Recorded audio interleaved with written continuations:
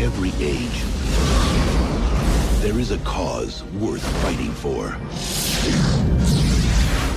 But in the future, the greatest threat to our survival will not be man at all.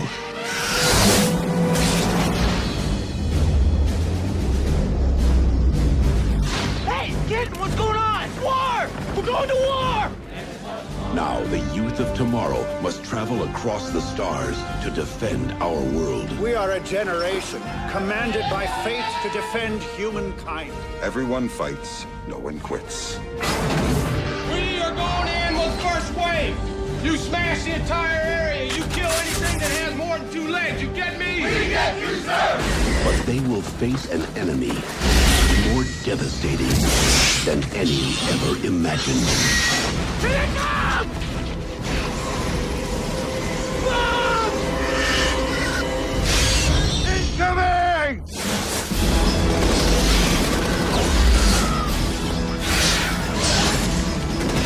Mayday, this is Roughneck 2 here. We're under attack, sir. We need retrieval now. Someone made a damn mistake. The bugs laid a trap for us, didn't they? TriStar Pictures takes you to the front lines of the next frontier. Kill them all! Starship Troopers.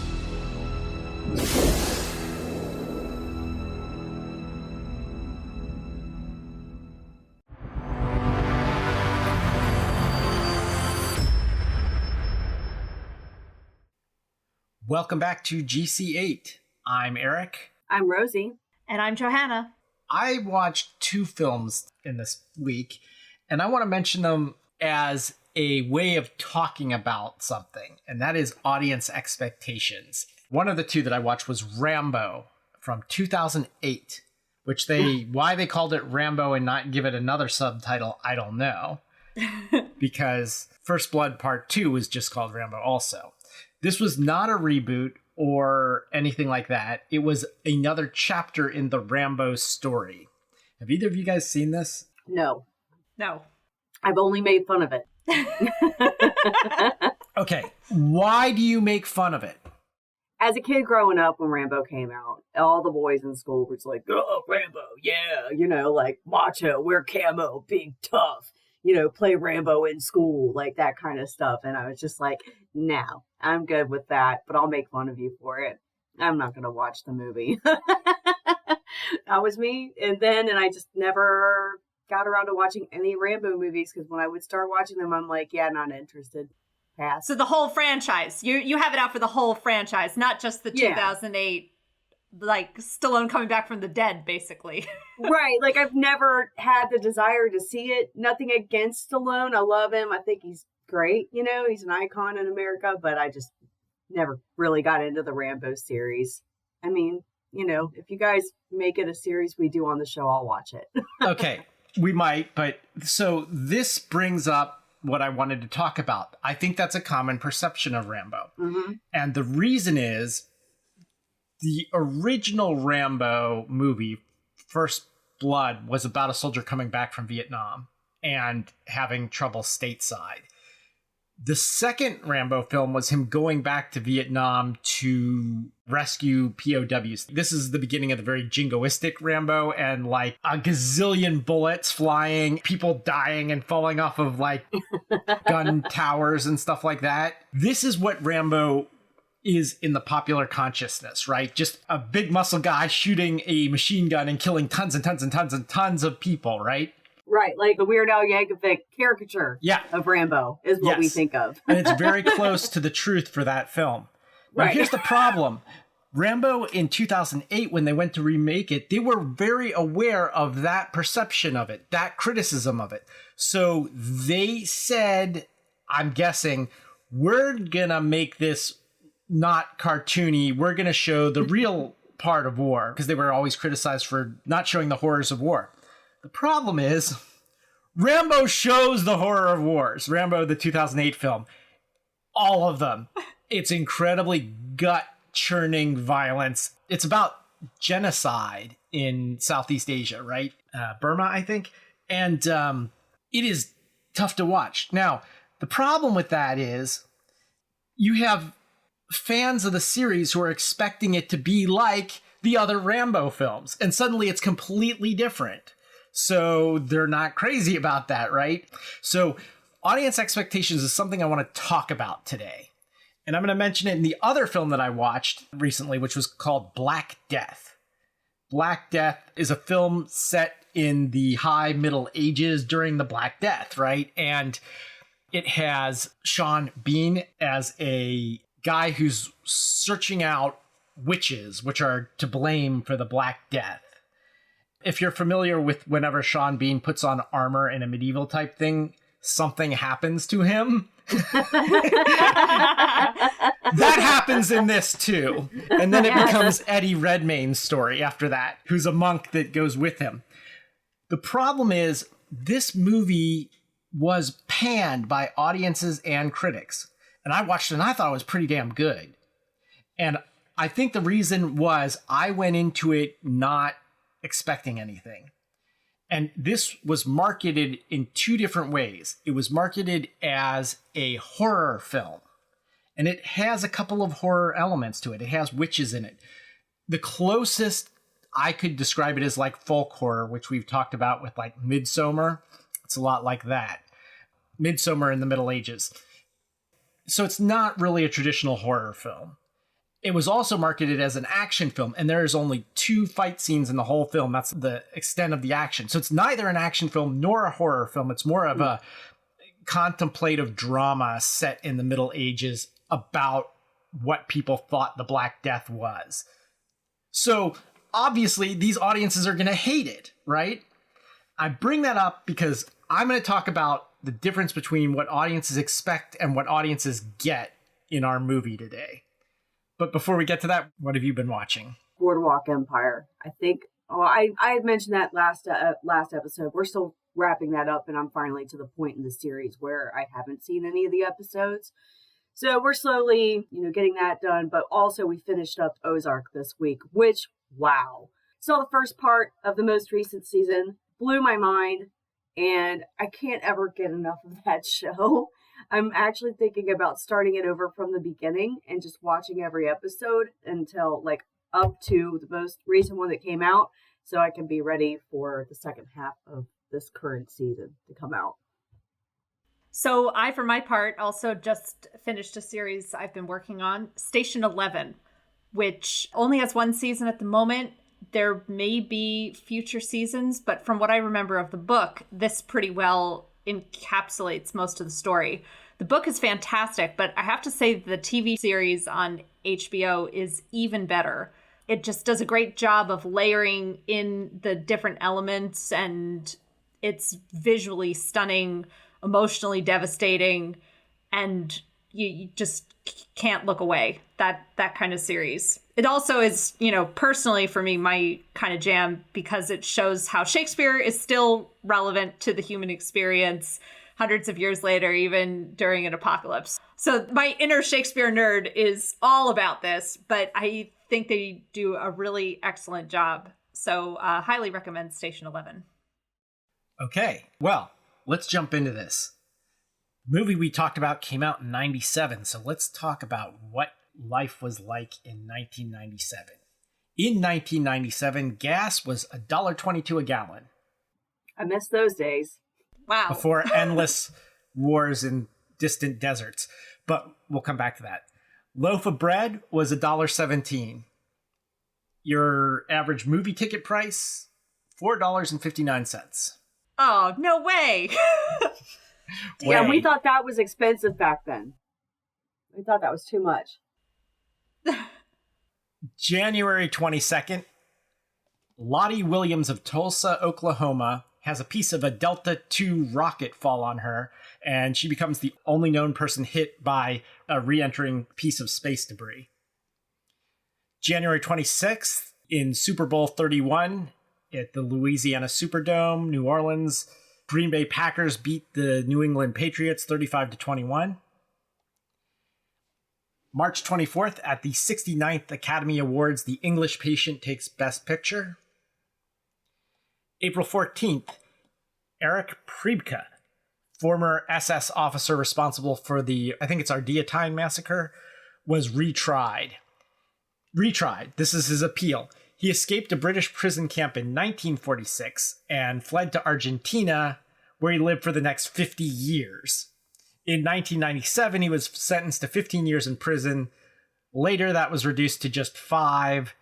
Then he was retried the next year and sentenced to life under house arrest with guards who followed him whenever he left his apartment in Rome, where he lived another 16 years and died at 100 years old. Wow. So there you go. More Nazis getting away with crap and fleeing to Argentina. May 15th, the U.S. acknowledges that it engaged in the secret war in Laos from 1959 to 1975. July 1st, Hong Kong reverts to Chinese rule. July 4th, NASA's Pathfinder probe lands on Mars. July 21st, the USS Constitution, aka Old Ironsides, the world's oldest seaworthy vessel, set sail on her 200th anniversary voyage. Wow. Did you see what I did there? Yeah. August, it all comes back. all of these all come back. August 3rd through 11th, 2 of the 3 islands of the Union of Comoros. They attempt to revert to colonial rule by France, but President Jacques Chirac refuses to recolonize them, resulting in the 2 islands being reintegrated into the Comoros over the next 2 years. October 16th, the New York Times starts printing in color. November of 1997, shortly after walking away from a Star Wars franchise deal, Bantam pays $3 million for the rights to a new Dune series by Star Wars writer Kevin J. Anderson and Frank Herbert's son Brian. November 7th, 1997, Starship Troopers is released. Now, since we are coming right off of Showgirls... A natural segue. Absolutely. This is a good time to mention that this is the next film by Paul Verhoeven. And it also is the first in a new series we're doing on sandworms. Thank you, Rosie, for suggesting that. You're welcome. I wanted to talk a little bit about what sandworms are on Earth before we get to sandworms other places. There are a few different definitions for a sandworm. One is a lugworm. Lugworms are 3 inches to a foot long that burrow in the sand on beaches, and they leave these distinctive coiled castings. They're known primarily as a source of bait for fishing. Then there is the king ragworm, also known as a sandworm. It's another sand-burrowing marine worm. They can grow up to 4 feet long, and they're also used as bait and even farmed. According to Wikipedia, the source I use for everything on this show, so take it with a grain of salt. According to Wikipedia, sandworm farming in Maine employs over 1,000 people. Yikes. So yes, there are sandworm farms. Just think about that. This is like a whole industry and stuff. Yep. The noble sandworm. Hookworm. Hookworms. They're sandworms? Hookworm larvae are sometimes known as sandworms. The less said about hookworms, the better. Yes, please. I'm getting ready to go to a beach and we're talking about sandworms. Okay, well, I will take us away from the beach. Sandworms is also the nickname for Sandworm Team, also known as Unit 74455, a Russian military hacking group responsible for a number of cyber attacks, especially against the Ukraine. Several members were convicted in absentia in the US in 2020. They have been extremely active lately, as you can probably guess. Mm-hmm. There's also a book about them called Sandworm Team. And then finally, the only other reference to sandworms I've found is to the Mongolian deathworm, a cryptid said to live in the Gobi Desert. And the worm is been cited or said to live in the western and southern Gobi. Cryptozoologist Ivan Mackerly in his book, I'll Sadakov, something like that, quotes a Mongolian legend describing it as traveling underground, creating waves of sand on the surface which allow it to be detected. It's said it can kill at a distance by either an electric discharge or spraying venom at its prey. It supposedly lives and burrows underground and only rarely comes to the surface. So Mackerly in 1990 and 92 led expeditions to the Gobi Desert to search for the worm. He built a motor-driven thumper and used small explosions to try to attract the sandworm, the giant sandworm. We will eventually talk about where sandworms fit with today's film, but let's have the background to the production of Starship Troopers. I'm going to talk about this in terms of the book and in terms of the film, because I think a lot of today... Oh, look! See? Someone even has a copy. Of course you do, Eric. I love this book. I read this book. I think this came after Lord of the Rings for me. I noticed very faintly printed on the side of it, I'm holding up a paperback copy, and it's got a stamp. So I may have taken it from my junior high, but I seem to recall having read it before I was 12, so I may have gotten this at a library or sale after it had been deacquisition, or maybe I just stole it from the library. I don't know. Anyway, I'm going to say you did a public service there, because as far as I can tell, the book is dangerous to the mind of youths, and your taking it out of circulation has saved an innocent mind from falling into fascist peril. So I applaud you. I disagree, and I will talk about, when we get to the reactions phase here, I will talk about the book before we talk more about the movie. All right. Good. I have not read the book, but I did enjoy learning more about Robert Heinlein, the author, who was an aeronautical engineer who served in the Navy during World War II. So he was very invested in the U.S. maintaining its status as a military power. He apparently wrote Starship Troopers as a response to the U.S. suspending its nuclear tests, which he saw as a seriously bad sign that we were going to leave our military open and vulnerable, and we were going to lose our status as a superpower. So you can see a lot of those political views reflected in the book, along with sort of a general those crazy kids kind of attitude that more conservative people in the 50s had towards the teenagers in 1959 leading into the 60s. There's a lot of emphasis on discipline, for instance, in both the book and the film, which apparently is Heinlein's view of how the teenagers maybe should have been treated to, snap them back into line. He was considered one of the big three in terms of sci-fi writers, along with Asimov and Arthur C. Clarke. This particular novel won the Hugo Award for Best Novel in 1960 and garnered general praise for its realistic depictions of training and combat and a visualization of the future military. That it was very realistic and also impressively rendered. I wanted to pull out one quote from the book that is going to lead into what I think Verhoeven was trying to do with it. The noblest fate that a man can endure is to place his own mortal body between his loved home and war's desolation. Which is also from the Star-Spangled Banner, right? Everybody knows the part that's sung before football games and stuff like that, but the next stanza is like, "Oh, thus be it ever when free men shall stand between their loved homes and the war's desolation. Blessed with victory and peace, may the heaven-rescued land praise the power that has made and preserved us a nation. Oh, say does that star-spangled banner still wave over the land of the free and the home of the brave." I'm impressed. Yeah, that, first of all, snaps to that. But also, the quote out of context, I have to say, is pretty alarming. I mean, in context, you kind of know that it's a military song that was written in the early 19th century. And so you're like, okay, that makes sense in that context. But thinking of it hundreds of years later, it has much more of a frightening fascist ring than it did thinking of it applying to a new nation defending itself. So just out of context, I feel like this quote, "The noblest fate that a man can endure is to place his own mortal body between his loved home and war's desolation," to me rings more of Nazi Germany than it does of early United States. What if I were to tell you Heinlein was a liberal Democrat.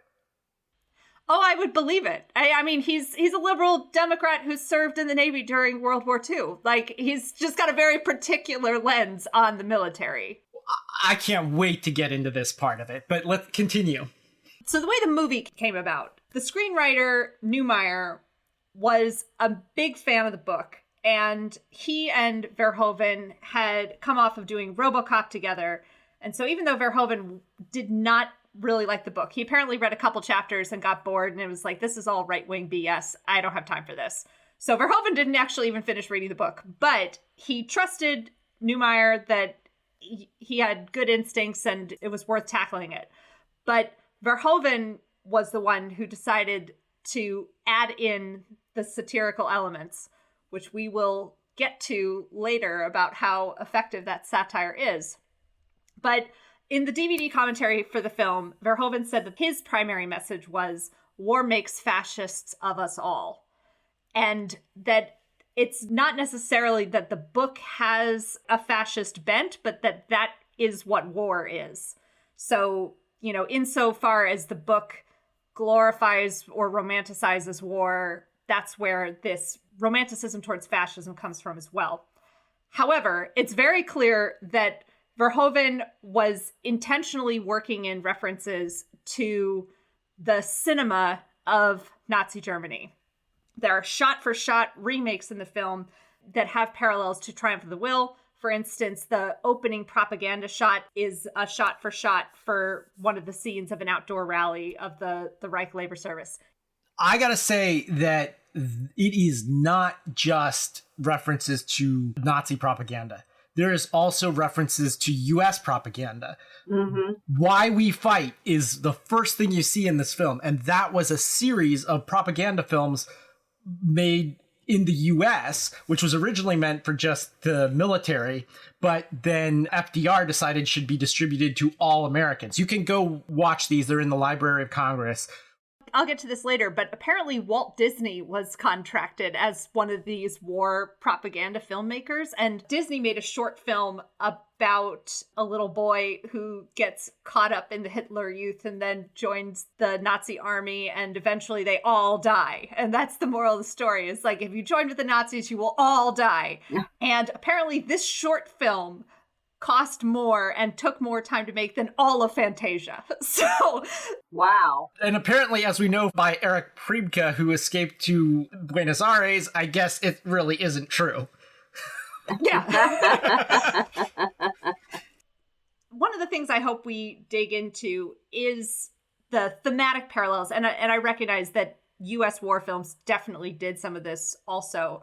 But one of the particular things about Nazi war films, and I'm not just talking about nonfiction propaganda films, but also the melodramas, the musicals, the, you know, family comedies of Nazi Germany, that they all tended towards some similar themes.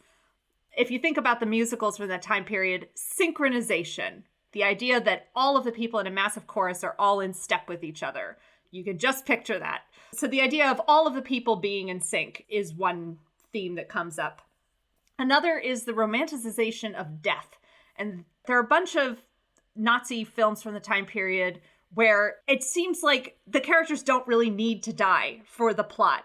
But somehow that happens at the end of the film. Like, it'll be, you know, about kids going camping together, and they're all on like a Hitler Youth camping trip. And then they get into an argument, and then someone gets stabbed by someone who is probably Jewish or probably a communist. And, you know, that part is less important than the idea of this person dying for something they believe in and for the good of the troop or whatever. And that soft focus, very romantic view on death is something that I think comes up a little bit in Starship Troopers as well, along with a very clear definition of gender roles. That in films from the time period, men are men and women are women, and very, very much fully embracing the stereotypical idea of both of those gender roles. So we can talk more about that when we come through talking about the film. The only other thing I wanted to note is there are 2 sex scenes or nude scenes in Starship Troopers, and apparently it took much more effort to get these greenlit than it did for anything else in the film. And Verhoeven was very skeptical of how is it that all of the violence and, you know, these exploding bugs and the bullets everywhere, like, that's all fine, but you want to do a shower scene and you got to clear it with like 20 executives. So welcome to America. And that's exactly what he's satirizing in this film, right? Let's all go to the lobby. Let's all go to the lobby. Let's all go to the lobby to get ourselves a treat. Delicious things to eat. The popcorn can't be beat. The sparkling drinks are just dandy. The chocolate bars and the candy. So let's all go to the lobby to get ourselves a treat. Let's all go to the lobby to get ourselves a treat. I picked a cocktail again. Cocktails are fun, so I'm just kind of going with a cocktail theme this season. The drink that I chose is called the Stinger. It is a dual cocktail made by adding creme de menthe to brandy, although some recipes vary. The cocktail origins can be traced in the United States back to the 1890s, and the beverage did remain widely popular until the 70s. It was seen as a drink of the upper class, so pinkies out bitches, and it has a somewhat wide cultural impact. The primary alcohol that we use is cognac. It's served straight up without ice. So basically, it's 2 parts cognac to 1 part creme de menthe. You pour all the ingredients into a mixing glass with ice cubes, stir well, strain into a chilled martini cocktail glass. It's suggested that it's an after-dinner drink, but it has also been suggested during the 20s that the Stinger ceased to being an after-dinner cocktail and instead should be consumed before dinner. However, until recently, the IBA listed the Stinger as an after-dinner cocktail. There are different versions of the Stinger that replace cognac with different ingredients, like the Mexican Stinger replaces cognac with tequila. There you go. There is your beverage for Let's Go to the Lobby this week, the Stinger. And as we talk about the movie, you'll find out why. excellent choice, by the way. Yes. That's just Yes. chef's Thank kiss. you. I was a member of the Internet Movie Database going back to its early days. And right around the time this movie came out, IMDb became its own independent company. This was pre-Amazon now. It was mostly film geeks writing reviews to each other. Like, it wasn't this huge thing that everybody goes to like it is nowadays. So keep that in mind when I read this review. This is from over 25 years ago. I dug it up. Also, you are limited in the number of words, so they're very brief reviews. But this is what I had written at the time. Ever get the feeling your leaders lied to send you to war? This movie is brilliantly subversive and was rather poorly received by critics and audiences alike. Why? Many just missed the boat, or spaceship. It flew right over their heads. Some disliked it because it was unsubtle, from stage-like overacting to bright primary colors and set design. This was not a morally visually gray film like the Alien series, nor was it meant to be. Many people disliked it because it was a perversion of Heinlein's classic novel. This is true, though arguably a straight adaptation would neither have been possible nor watchable, and the essential theme of the book is preserved. And still others disliked it because it was mismarketed as a science fiction action film a la Aliens, which it clearly is not. But I think the reason it failed to connect with mass audiences is the less obvious fact that it makes fun of them and people just don't like being made fun of. It is a scathing and sadly prescient indictment of how easily the general public can and often has been misled. At the time, I couldn't conceive of people being so dense as to not understand its satire. But now in the post-QAnon world, I have been so disabused of that notion that I can understand now why people didn't like it. But I think there are two factors at work. One is what I mentioned earlier, or alluded to way back when we were talking about Rambo, the difference between the way a film is marketed and what people are expecting from it and what they get, and the other being people just not understanding satire or black humor or whatever.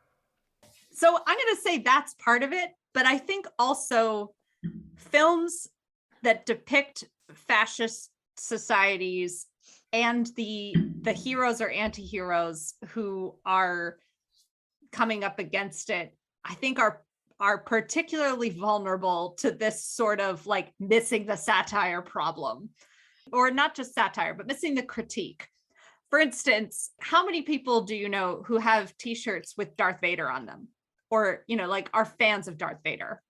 And like, I'm a fan of Darth Vader, but you have to be very careful that you don't find yourself in any way celebrating or thinking the Empire is cool or anything like that. You know, it's really, really dangerous. And we see shades of this with other films like V for Vendetta.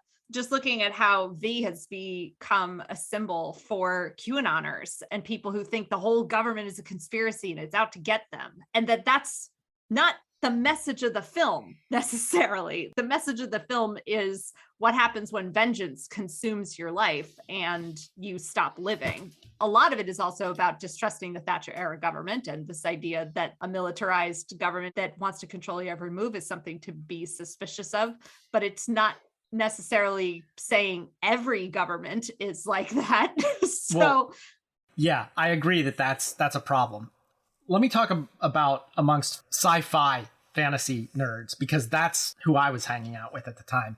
And I remember this film was marketed as an action film. It showed all those bug action sequences in the commercials and stuff like that.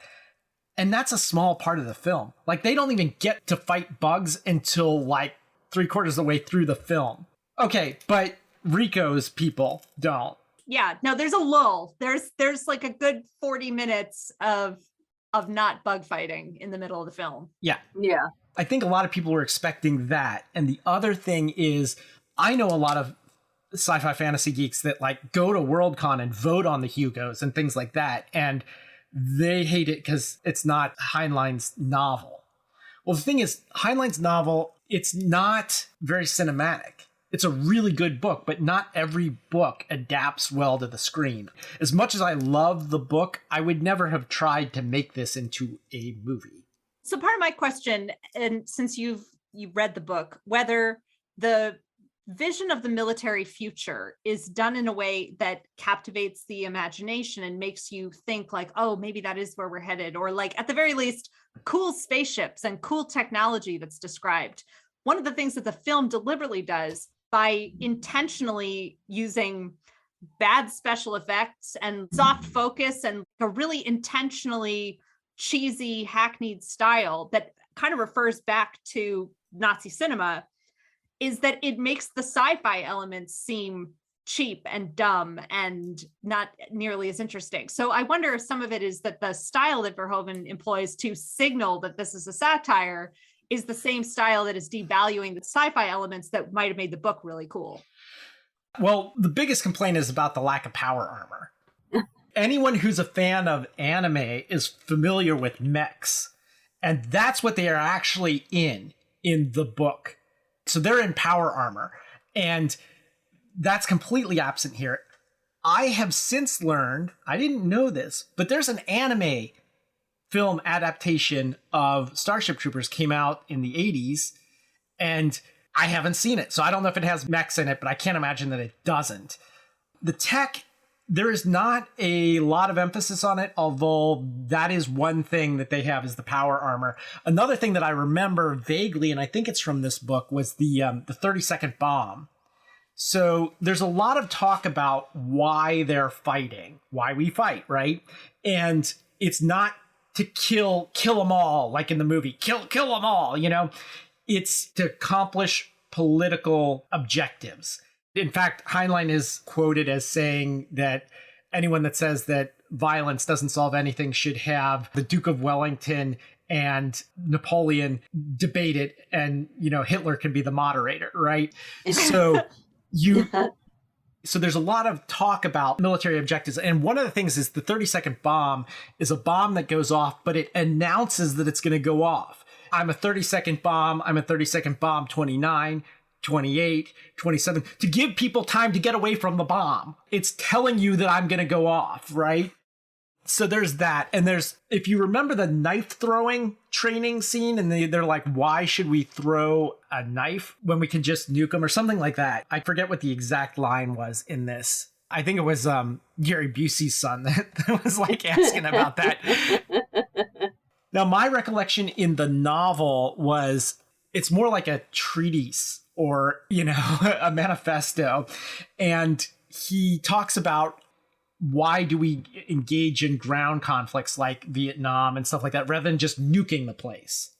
And he says that this is where he talks about, spanking a naughty child kind of thing. It's very colonial. It's like to use a nuke to solve a conflict like this would be like spanking a baby with an axe.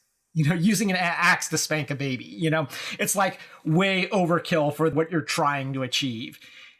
Michael Ironside's speech is straight Heinlein when he's teaching them in the classroom. Heinlein died in 1988 and probably would have been pretty dismayed with the leadership of this country, the presidents that followed Herbert Walker Bush. So basically Clinton, George W. Bush, and Obama and Trump, because none of them served in the military. I mean, W did like some sort of Air National Guard that he never showed up for, but that's exactly the kind of thing that would drive Heinlein bonkers. Like all the previous presidents served in the military leading up to then, like in his lifetime, like Reagan and Carter and Nixon and etc. One direct Heinlein quote from this is, "To permit irresponsible authority is to sell disaster." And he kind of took to heart the idea of the Roman concept of citizenship being earned through military service. It's an interesting idea. He later clarified that it doesn't have to be military service. It can be any service to the government. So it includes teaching, it includes police work, it includes any government civil service job or Peace Corps type thing. But his idea is that you earn the right to vote. That makes you a more informed citizen. And the thing that's interesting about this is it no longer necessitates the need for a draft, right? So I had to register with selective service when I turned 18. And the thing about it is, I would have felt much better if they had said, Israel has like a mandate that everybody serve in their military. And which is frightening. That's a little scary, right? But this allows you to choose what you want to do, but says you have to serve, you have to have some skin in the game in some way in order to run the country, i.e. vote. You can still be a member of the society. I don't know if I 100% agree with it, but it's an interesting concept nonetheless. That's kind of what he was trying to get across in this book. The first phase of his writing career was all juvenile novels. And then there's this one, which we don't know if it's a juvenile novel or not. It wasn't officially marketed as such. But then after this, he writes Stranger in a Strange Land, and that's the second phase of his writing career, which more people are familiar with. The interesting thing is, all the right-wingers thought he was a leftist radical after Stranger in a Strange Land was released. And everyone thought he was a right-winger after he wrote Starship Troopers. So he was an interesting guy. He's hard to pin down politically. He doesn't really fit into the traditional left and right boxes, although he did work for the Democratic Party, I think, at one point in time. He's very difficult to pin down. The closest we get to his views in the movie is Michael Ironside's character. Whenever he talks, that's almost Heinlein's voice. Yeah, and that part definitely stood out as being more thoughtful and philosophical the way the novel seems to be. I mean, there's definitely a strong coming of age storyline in the novel, and the characters are younger in the book as far as I understand it. They're older in the movie. And some of that you can sort of feel like It's a little out of step when you're watching these people who clearly look like they're in their mid to late 20s playing football and going to their senior prom. Like yeah. there's part of that feels like, what am I watching? But I'm curious whether this shows up in the book as well. But one of the things I found very effective about Verhoeven's story is that he's not just lampooning the military, but all of these other American rituals that kind of feed into that mindset. So the whole concept of the high school football team as being like a pipeline to the military or a surrogate military at home is something that I think we definitely feel now, especially like every year there's more statistics about how bad the injuries are and the brain trauma that these players experience and that it's a battle out there. Like these people are getting seriously hurt. Yet everybody is, at the time we're recording this, so this game was the Tigers. Everybody's going to go root for those Tigers in the Super Bowl. That's right. I don't want to hear any of this Year of the Tiger garbage. I'm a Kansas City fan. The game was devastating. Yeah, we won't get into the Bengals. All right. Oh, man. Come on now. Come on. It's actually jump ball, and it's more like arena football, it looks like. Yeah. One thing to keep in mind is that this is not necessarily the U.S., right? We talk about it satirizes America, but in the book, it doesn't talk much about Terran government, but obviously they're from Buenos Aires, and they are Ibanez, Rico, etc. They have Latino names, and one of the things was that the rise I think Heinlein kind of got right. It really has Latin America. Is that how the book goes? Because my impression watching the film is more that America has conquered the entire world, and that even though they are technically Latin America, it is American culture that has superseded the whole planet. The book never says. All of the major characters have Latino names. And one criticism in the movie is that they're played by people who look very Anglo and stuff like that. Right. Not that you can't have that look and be Latino, but I think that it still kind of works for what the movie does, because the movie, it makes sense to have them look Aryan, right? So yeah, the most Aryan actors that they could possibly find. But Casper Van Dyne, by the way, I think is a Florida boy, like born in New Jersey, grew up in Florida. So best of both worlds. I want to take us off on a tangent here because there's also a romance that happens here. A couple of them. Yep. I want to talk about Dizzy versus Carmen. Does anyone else hate Carmen and really want to see Dizzy get Rico? I hate to slut shame, but I'm also a sucker for first girl wins. And so, like, I am all about Dizzy. I'm like, Dizzy needs to end up with Rico, right? Right. And she sort of does, right? I mean, well, we get to see her end up with Rico, at least for part of the film. Once, which I was disappointed, because if you wait that long to get with somebody, you deserve more than 20 minutes. And you deserve more than a quickie. Okay. That's all, you know what I mean? That's not fair. I feel like he should have at least given them an hour. I don't know. He doesn't seem like the type of guy who could do more than 20 minutes. Like, I think that's all he's capable of. But Carmen, I think that the fact that, like, he's about to go to war, right? They're about to go to war. He joined up because of her to begin with. And his name is Juan in the book. They rename him to John or Johnny in the movie. You know, again, the Anglicization. Yeah, they whitewashed his name. But a Dear John letter, that's literally what he gets. A Dear John video from Carmen as they're deploying to the planet where they're all going to die. Yeah. They're literally the meat grinder. They're the frontline forces. The Space Marines, although it blurs the line between Army and Marines in this, but basically, I've said how I'm a big fan of Space Marine stories. I mentioned that in a previous episode. Well, this is definitely that. The mobile infantry made me the man I am today. That is something that is actually in the book. It talks about the disfigurement of people who've been through this 2 or 3 deployments, they come back, missing limbs and stuff like that. Like, it doesn't sugarcoat that part. That leads to like my favorite scene in the film where he goes to enlist and the guy's like, yeah, best decision I ever made, pulls away from the desk and he only has one real limb left, like his left arm. Everything else is like, prosthetics. Now, Heinlein tells it with like deadpan seriousness. It's just a fact of war, but this satirizes it, and I think it works. I definitely laughed at that part. And again, it's black humor, right? I mean, maybe if I was a soldier and served and like lost a limb, I wouldn't find that scene funny. You remember Rexax Roughnecks, they all get a skull tattoo? Mm-hmm. In the book, it's actually a piercing. They have a pierced ear, I think, and they have like a skeleton. And every deployment, a new bone gets added to it.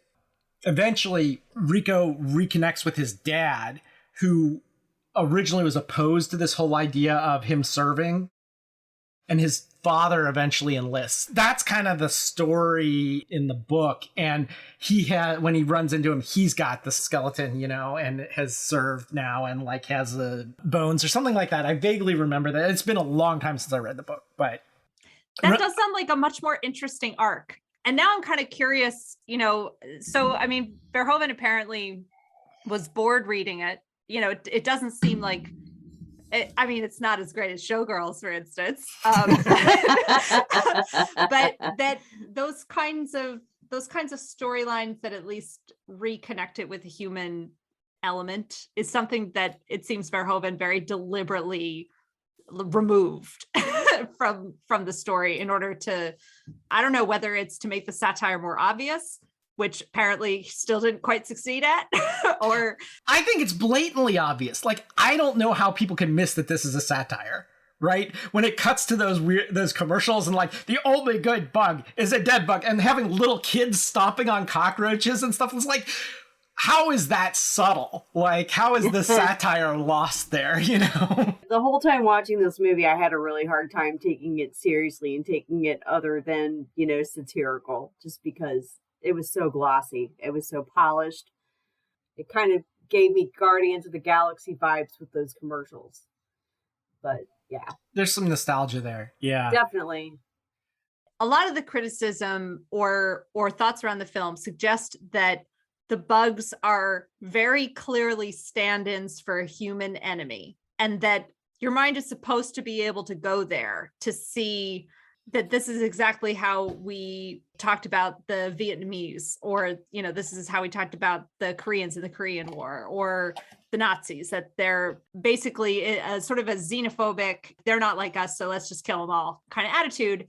And I have to say, like, to me, they were always like actually bug aliens. And I'm only saying this because I read Ender's Game and love the turn that happens in Ender's Game, which I won't ruin for anyone who hasn't read the book, or can I ruin it? Spoiler alert.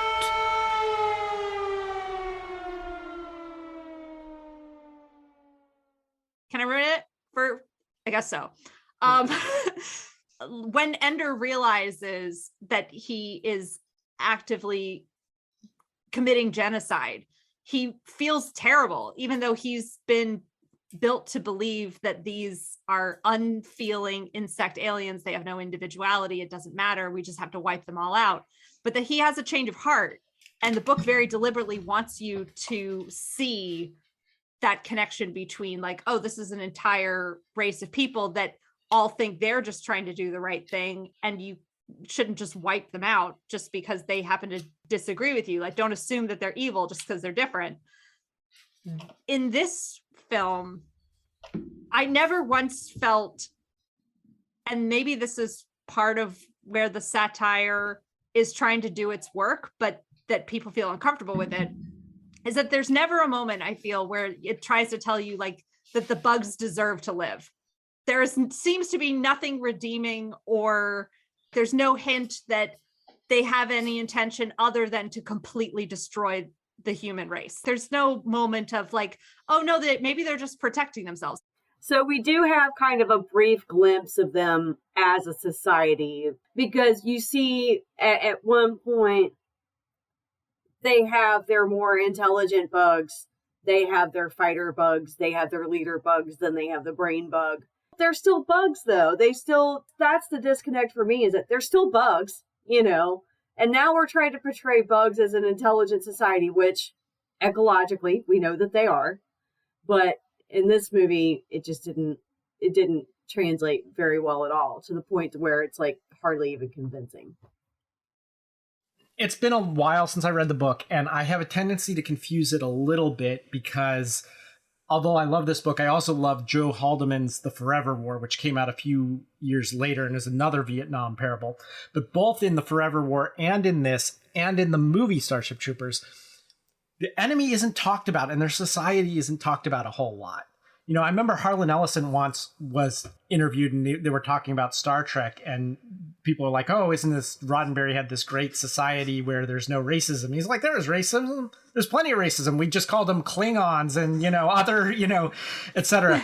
And that's kind of the way that these are. There is a hint where they say, you know, we invaded their territory and they're retaliating and stuff like that. Someone, like one of the news people, and Rico's like, you know, I'm from Buenos Aires and I say kill them all. You know, they just cut to that, you know? And that's the attitude I saw after 9/11, when people are like, oh, you know, we're going to war with Iraq. And I'm like, wait a minute, you know, Iraq. And they're like, no, they are responsible for 9/11, kill them all. And I'm like, you know, that attitude was very prevalent, you know? Yeah, we're like, well, wait a minute. Weren't most of the guys down the plane, like, from Saudi Arabia? Why are we going after Iraq? What is up here? Yeah. The idea that the bugs might be the victims is hinted at. Mm-hmm.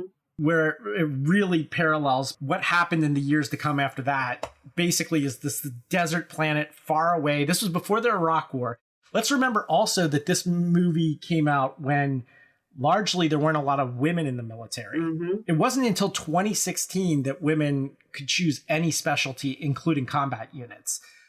Think about that for a minute, it being ahead of its time for that reason. Like halfway there. The women do get some leadership roles as pilots and whatnot, but a lot of the missions still revolve around like rescuing the girl from the giant bug. You know, like it's kind of both ways. Yeah. I think it's hilarious that Dizzy's the one that comes up with the great plan in the capture the flag thing, and Rico's the one that gets made squad leader because he used that plan, you know? Yeah, exactly.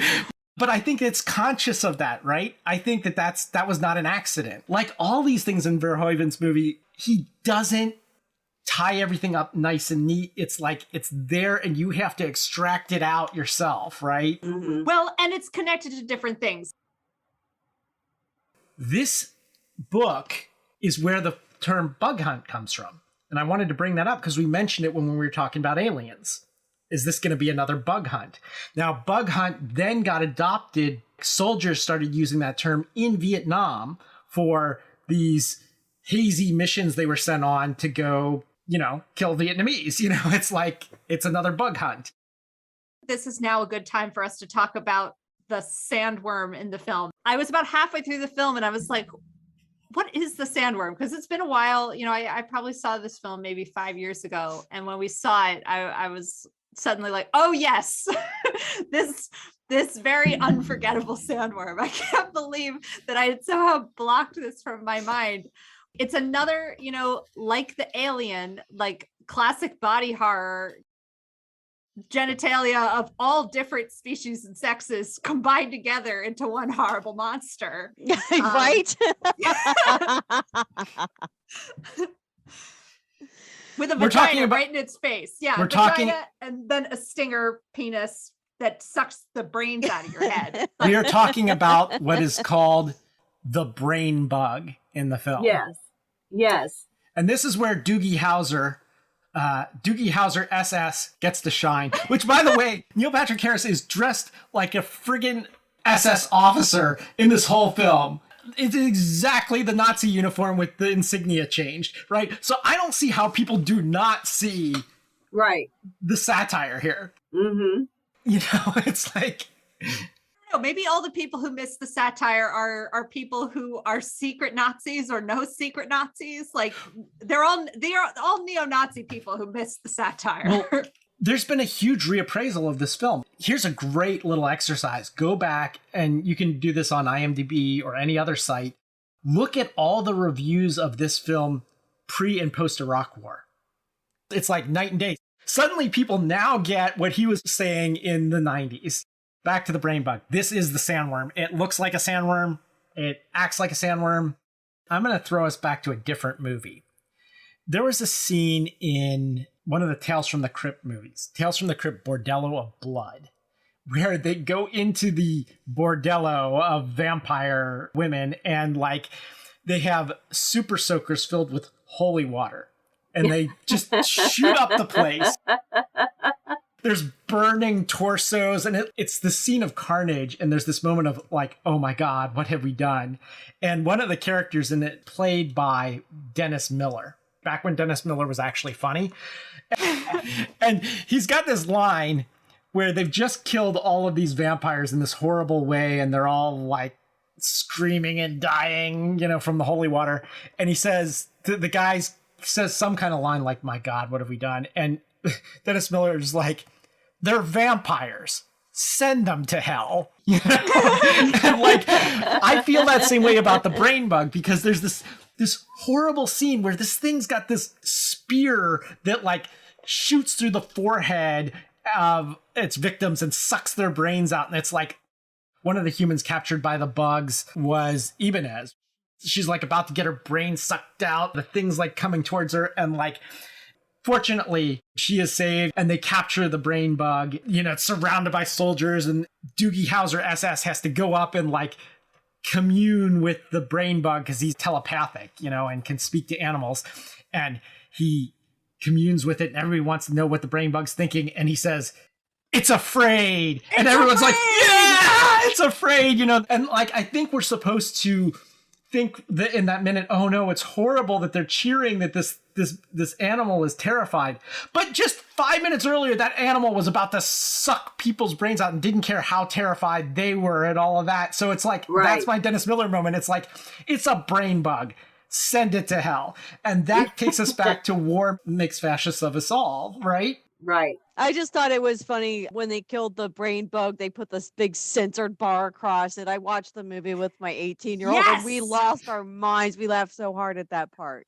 Well, okay, I want to point out very specifically, like they show them like poking and prodding and torturing it on the outside, and they censor the part where it's very clearly being raped by some like horrible metal object. Like, right. They censor the part where they are damaging its face vagina. And it's yeah.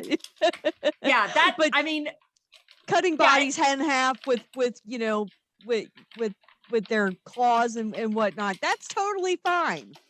But ugh, okay. I mean, I did not want to see that. Just to I be didn't clear, want to see it either. I was grateful for the censor bar in that particular moment. That was good comedic timing for sure.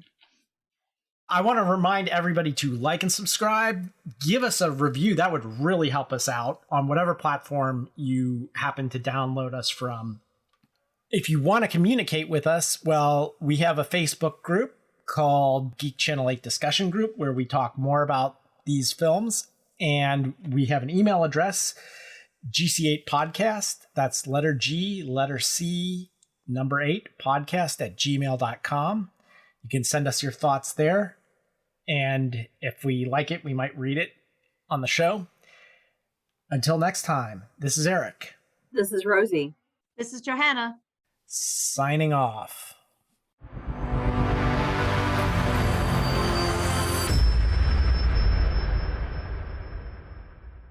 Come on, you sons of bitches. Want to live forever?